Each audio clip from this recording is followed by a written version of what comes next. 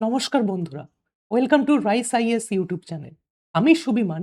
আজকে তোমাদের সাথে আলোচনা করব ভারতবর্ষের উত্তর পূর্বে মেঘালয় রাজ্যে অবস্থিত এক অনন্য স্থাপত্য নিয়ে। তোমরা কি এটা কল্পনা করতে পারবে যে এমন একটা ব্রিজ বা সেতুর কথা যেটি ইট, বালি, পাথর, সিমেন্ট কোনো কিছুই দিয়ে তৈরি হয় না, এবং এমন একটা ব্রিজ বা সেতু যেটা যত সময় পেরোবে, যত সময় এগোবে, তত সেই ব্রিজ বা সেতু আরো বেশি শক্তিশালী হয়ে উঠবে। ভাবতেই কেমন একটা অবাক লাগছে, তাই তো? কিন্তু প্রকৃতপক্ষে প্রকৃতির অনন্য সৃষ্টি রয়েছে ঠিক এমনই একটা সেতু বা ব্রিজ। কোথায় রয়েছে সেটাই আজকে আমরা দেখে নেব। এবং এই ব্রিজ বা সেতু কিভাবে তৈরি হয়, কারা তৈরি করে, কিভাবে সম্ভব এমন এক সেতু তৈরির যে সেতুটা নাকি জীবন্ত এবং সময়ের সাথে সাথে সে আরো বেশি শক্তিশালী হয়ে ওঠে। এই সমস্ত প্রশ্নের উত্তর আজকে আপনারা এই ভিডিওতে পাবেন। তো চলো শুরু করি। দেখো, what are the living root bridges? এই লিভিং রুট ব্রিজ বা জীবন্ত সেতু, বা যাকে আঞ্চলিক ভাষাতে বলা হয়ে থাকে জিংক্রিয়াং জি, যেটি রয়েছে ভারতবর্ষের মেঘালয় রাজ্যে। এবং কারা তৈরি করে এই লিভিং রুট ব্রিজ? কিছু কমিউনিটিস রয়েছে। তোমরা অনেকেই জানো যে ভারতবর্ষের উত্তর পূর্বে যে সমস্ত রাজ্যগুলো রয়েছে, যেমন মেঘালয়ে মণিপুর, নাগাল্যান্ড, মিজোরাম, সেখানে বিভিন্ন ধরনের উপজাতিরা বসবাস করে। এই এই উপজাতিদের মধ্যে খাসি এবং জয়ন্তিয়া, এই দুটি উপজাতিরাই এই ধরনের জীবন্ত সেতু বা লিভিং রুট ব্রিজ তৈরি করে। কিন্তু প্রকৃতপক্ষে এই লিভিং রুট ব্রিজ বা জীবন্ত সেতু কি বা কিভাবে তৈরি হয়? ভারতবর্ষের উত্তর পূর্বে যেখানে চিরহরিৎ বনভূমি পাওয়া যায়, সেখানে একটি বৃক্ষ প্রচুর পরিমাণে পাওয়া যায়। সেটি কি? সেটি হলো রাবার গাছ। এবং তোমরা সকলেই জানো যে রাবার গাছ কিন্তু খুব টেকসই হয় এবং অনেক দিন বেঁচে থাকে। তো এই গারো, খাসি, জয়ন্তিয়া পাহাড়ের উপজাতিরা এই জিনিসটাকেই কাজে লাগিয়ে বানিয়েছে এই জীবন্ত সেতু। তারা কিভাবে বানায়? রাবার গাছের যে শেকড় রয়েছে, সেই শেকড়কে প্রথমে একে অপরের সাথে সুন্দরভাবে এবং শক্ত করে একে অপরের সাথে বেঁধে দেয়। তারপর সেই শিকড়গুলোকে বাঁশের চোঙার মাধ্যমে নদীর এক পাড় থেকে আরেক পাড়ে নিয়ে যায়, এবং ১৫ থেকে ২০ বছর সময়ের পরে এই শিকড়গুলো এইভাবে একটা সেতুর রূপ নেয়। এটাই হলো জীবন্ত সেতু বা লিভিং রুট ব্রিজ। কারণ এই সেতুটা কিন্তু প্রকৃতপক্ষে জীবিত গাছের জীবিত শেকড় দিয়েই তৈরি। এবং তোমরা যদি একটু খবরের শিরোনামে নজর রাখো, তাহলে দেখবে মেঘালয় রাজ্যে কিন্তু প্রায় ২০০ থেকে ৩০০ বছরের পুরনো সেতুও বর্তমানে জীবিত রয়েছে। ভাবতে অবাক লাগছে, তাই না? যে বর্তমানে বিভিন্ন জায়গার বিভিন্ন সেতু ভূমিকম্পের কারণে বা ধসের কারণে ভেঙে পড়ছে। কিন্তু এই এক প্রকৃতির অনন্য সৃষ্টি, গাছের শেকড় দিয়ে তৈরি হচ্ছে সেতু, এবং সেই সেতু বেঁচে রয়েছে ২০০ থেকে ৩০০ বছর। চলুন আরো জেনে নেই আমরা এই বিষয়ে। কোথায় দেখতে পাওয়া যায়? আমি বললাম মেঘালয় রাজ্যে south west Garo district, south Garo district, south west Khasi district, east Khasi district, এই সমস্ত জেলাগুলোতে কিন্তু প্রচুর পরিমাণে এই ধরনের জীবন্ত সেতু আমরা দেখতে পাই। এবার চলুন এই জীবন্ত সেতুর ইতিহাস নিয়ে একটু চর্চা করে নিই। এই জীবন্ত সেতুগুলো প্রায় ২০০ থেকে ৩০০ বছর বেঁচে থাকে, এবং তৈরি করতে সময় লাগে প্রায় ১০ থেকে ১৫ বছর। এবং একবার যদি তৈরি হয়ে যায়, এই সেতু কিন্তু দিনের পর দিন আরো বেশি শক্তিশালী এবং আরো বেশি মজবুত হয়ে ওঠে। এবং আপনারা জানলে অবাক হবেন, এই সেতুতে একসাথে প্রায় ৫০ জন মানুষ কিন্তু যাতায়াত করতে পারে। এতটাই মজবুত হয় জীবিত গাছের জীবিত শেকড় দিয়ে তৈরি এই সেতু। অর্থাৎ আপনারা অনেকেই কিন্তু বলতে পারেন যে বর্তমানে তৈরি ব্রিজের থেকে প্রকৃতির দ্বারা তৈরি এই ব্রিজ কিন্তু অনেক বেশি শক্তিশালী। চলুন এবার আমরা দেখে নেই যে মেঘালয় রাজ্যে কোথায় কোথায় এই ধরনের সেতু আমরা দেখতে পাই।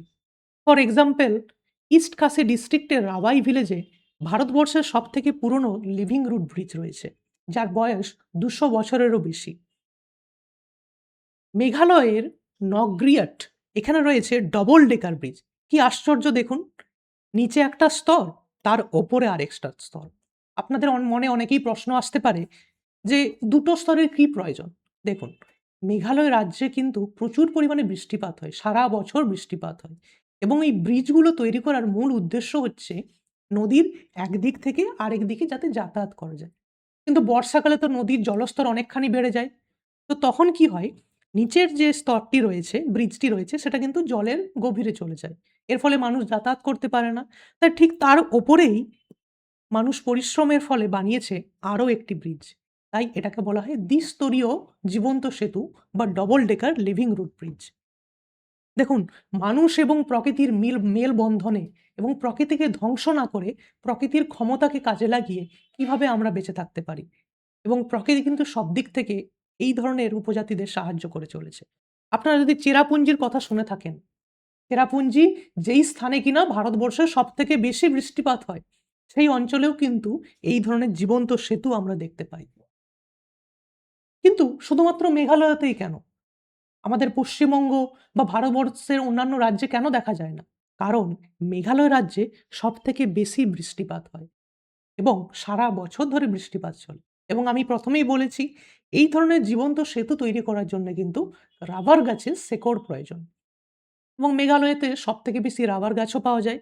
সেই কারণেই কিন্তু মেঘালয়তে এই ধরনের জীবন্ত সেতু সবথেকে দেখা যায়।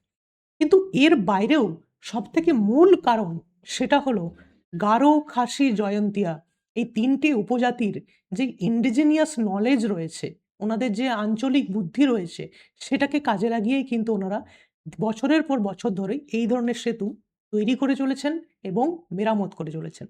আপনারা দেখতে পারবেন ছবিতে, এই সমস্ত অঞ্চলের কিন্তু ছোট, ছোট ছেলেমেয়েরা বিদ্যালয়ে যাওয়া বা যাতায়াত করার জন্য কিন্তু এই ধরনের লিভিং রুটই ইউজ করে চলেছে।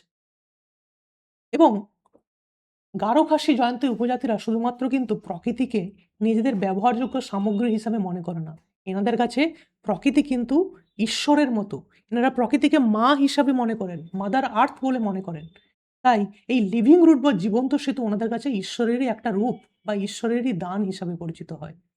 তাই এখান থেকে আমরা এটাই শিখতে পারি যে প্রকৃতিকে ধ্বংস না করে প্রকৃতির ক্ষমতা, প্রকৃতির সৃষ্টি, প্রকৃতির উপাদানকে কাজে লাগিয়ে আমরা কিন্তু আমাদের জীবনকে আরও বেশি সরল এবং সহজ এবং আরও উন্নত করে তুলতে পারি। এবং সবশেষে এটাই বলব, এটা প্রকৃতির শুধুমাত্র এক অনন্য সৃষ্টি নয়, মানুষ এবং প্রকৃতির মধ্যে মেলবন্ধনের মাধ্যমে তৈরি এক অনন্য উপাদান। এবং সবশেষে এটাই বলছি, বর্তমানে কিন্তু এই লিভিং রুট ব্রিজ শুধুমাত্র ভারতবাসীদের কাছে পরিচিত হয়ে উঠছে না, সারা বিশ্বের টনক নাড়িয়ে দিয়েছে। তাই তো ইউনেস্কো থেকে রেকগনিশন দেওয়ারও কথাবার্তা চলছে এই জীবন্ত সেতুকে, যাতে ভারতবর্ষে সারা বিশ্ব থেকে মানুষজন, পর্যটকরা আসে এই লিভিং রুট ব্রিজ প্রকৃতপক্ষে কী, কিভাবে তৈরি হয় সেগুলো দেখার জন্যে। যেটা আমাদের ভারতবর্ষীদের কাছে কিন্তু খুব গর্বের বিষয়। এবং সবশেষে, তোমরা যারা ইউনিয়ন পাবলিক সার্ভিস কমিশনের সিভিল সার্ভিস বা আইএএস এক্সামের প্রস্তুতি নিচ্ছ, তোমরা এটা জেনে নাও যে এই লিভিং রুট থেকেই কিন্তু ২০১৫ সালে ইউপিএসসি একটি প্রশ্ন করেছে। In a particular region in India, the local people train the roots of living trees into robust bridges. গাছের শেকড় দিয়ে তৈরি হয় সেতু। These bridges become stronger. অর্থাৎ সময়ের সাথে সাথে আরও বেশি শক্তিশালী হয়ে ওঠে। These unique living root bridges are found in, কোথায় দেখতে পাওয়া যায়? আমরা দেখলাম যে মেঘালয় রাজ্যের বিভিন্ন জায়গাতে এই লিভিং রুট ব্রিজ আমরা দেখতে পাই। তো আজকের ভিডিও এখানেই শেষ করছি। আগামী দিনে আরও আমরা এই ধরনের নতুন নতুন ইন্টারেস্টিং টপিক নিয়ে ভিডিও নিয়ে আসবো। তো থ্যাংক ইউ।